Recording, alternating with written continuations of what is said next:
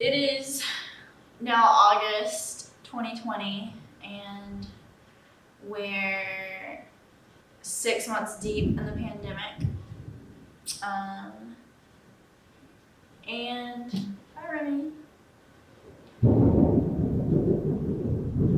And this pandemic has brought on not only a global virus, but a global interconnected collective trauma. And so when we say that there is a collective trauma, that means all across the world, no matter where you look, people are being traumatized collectively as a whole. And of course, we're watching the world and the world is watching us. With the internet, we have the capacity to do that. We can watch through windows or our phones, through the computers. And it's a beautiful thing that we have this capacity to be interconnected.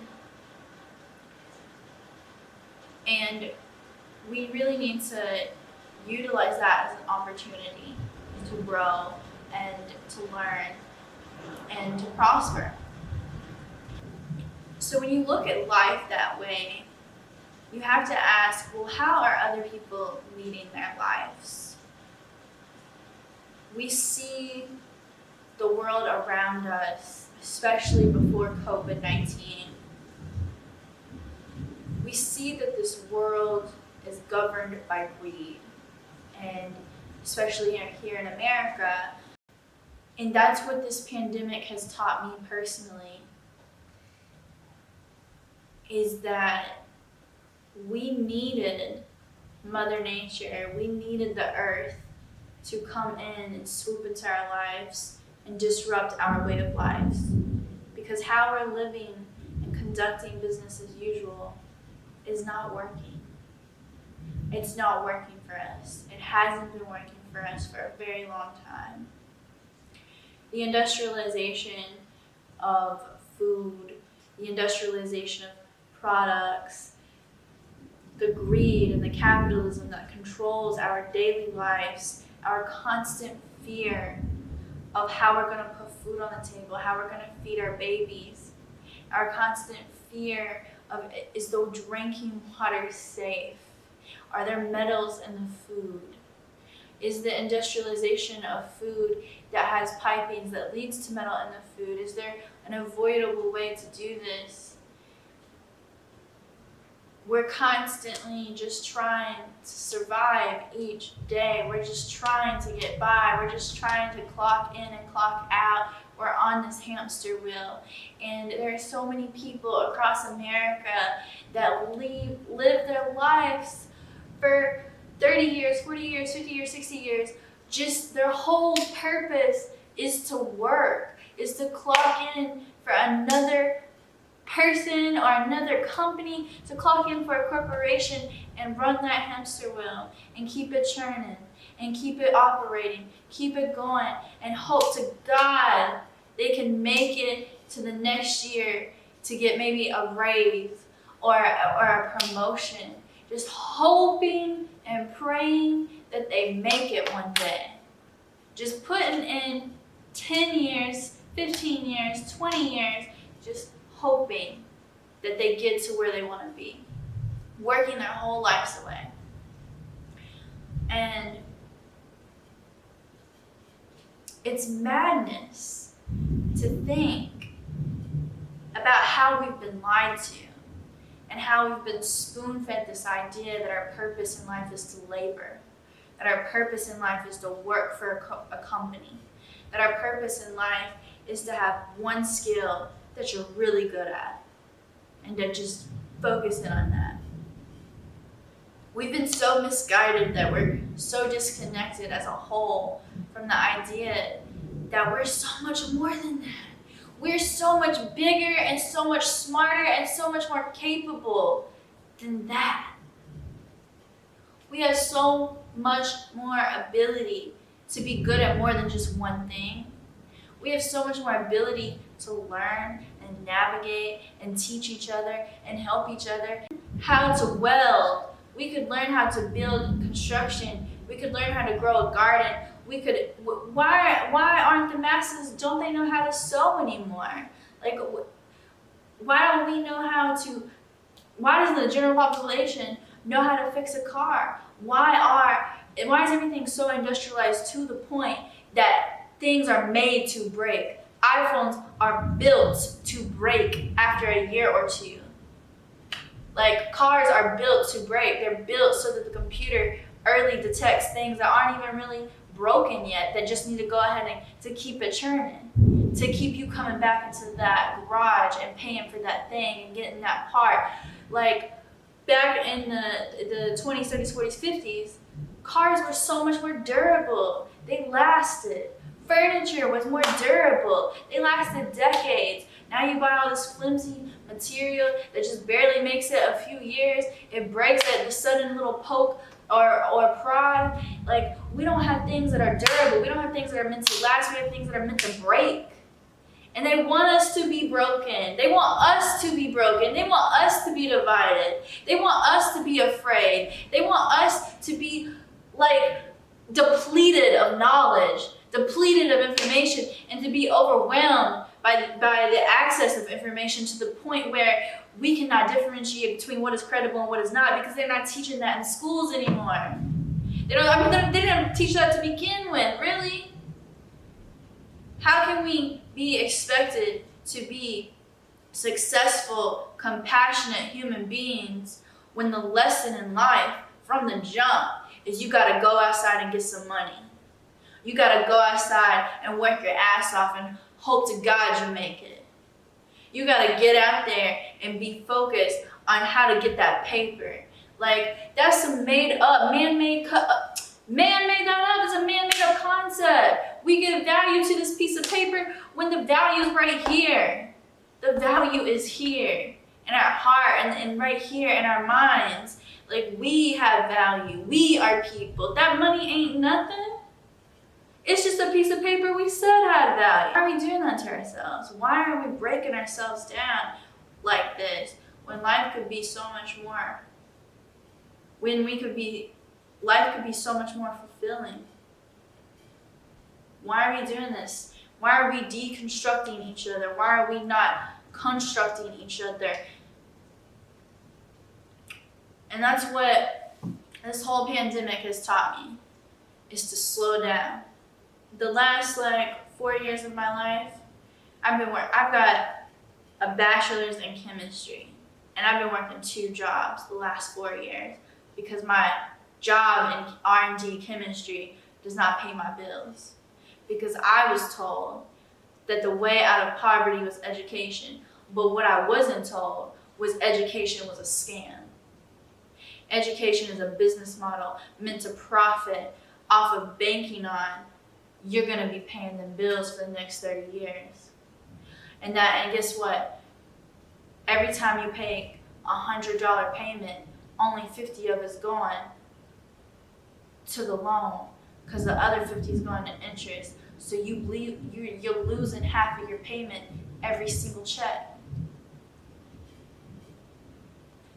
You're barely making a dent, and you got to play catch up. You got to tack on another 10 years. When you thought you was going to have it paid in 5, now it's going to take 15. They don't tell you that. I mean, maybe they do. Maybe it's just because I come up from a first generation family. Like, maybe that's why I didn't know. But why is it like that? Why is it built to ensure that we stay down? Why are these people looking at us from the top and counting their money and banking off our struggle? Why is it like that? It ain't gotta be like that. We let it be like that. It don't gotta be like that. So working 2 jobs, just trying to make ends meet, and driving through Atlanta traffic, losing hours of time just trying to get from A to B.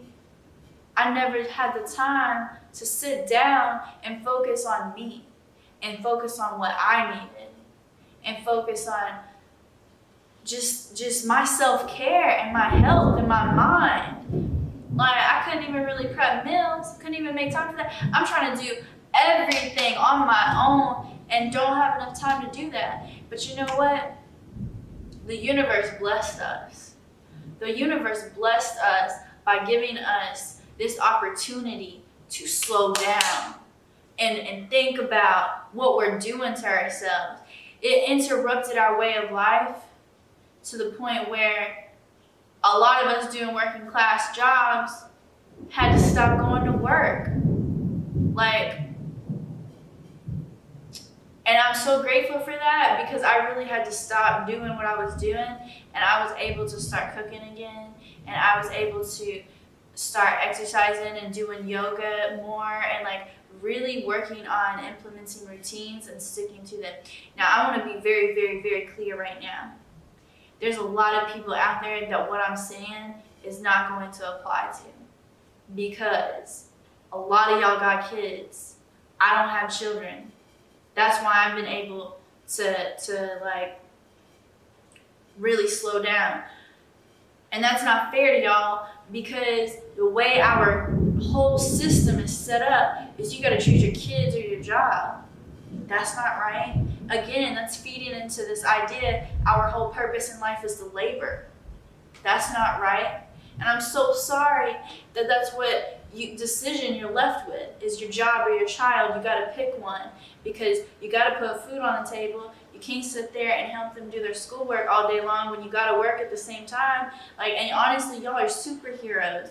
Y'all are doing the unthinkable. Y'all are making it happen. Y'all are doing what you gotta do, and you should be so proud of yourself for that, because you're doing an amazing job. You're doing work that I don't think I could do. I don't think I could handle that, but you're doing it. So you need to love yourself and give yourself some grace for that. What I'm speaking to is those of us who are in our adolescence or young adult life who are childless. Or maybe you're middle-aged and you're childless. Now, with this being a collective trauma, yes, it has been very difficult to do much more than to just process. It is a difficult task to process what we're going through.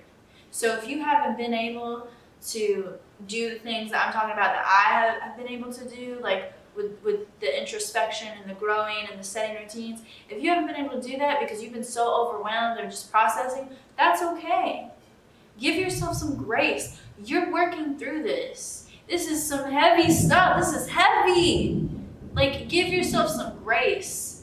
I know that everybody we're all at different places in life. That's the beauty of life. It's a journey.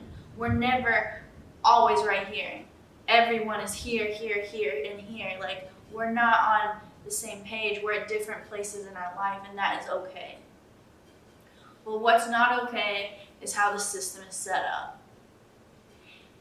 And I think whichever place you're at in your life, that's what we can all take away. That this system that we're in right now, this hamster wheel that we're running, is not okay. And it's not working for us. And it's messed up. And something's gotta give. Because this ain't it. So, if the pandemic has allowed you at least some time to slow down and just think about how this ain't it, I want to leave you with, please be kind to yourself. Give yourself some grace. Give yourself some credit. You're out here living and surviving and doing this. And that's beautiful, and you should be proud of yourself for that. Be kind to yourself. Tell yourself how beautiful you are. Tell yourself how strong you are. Tell yourself that you're proud of yourself because you're out here and you're doing it. Focus on your breathing. Get back rooted with nature, with how we are. We are nature. Supporting artists instead of corporations. That's being kind to yourself and being kind to your community. That's how we get through this.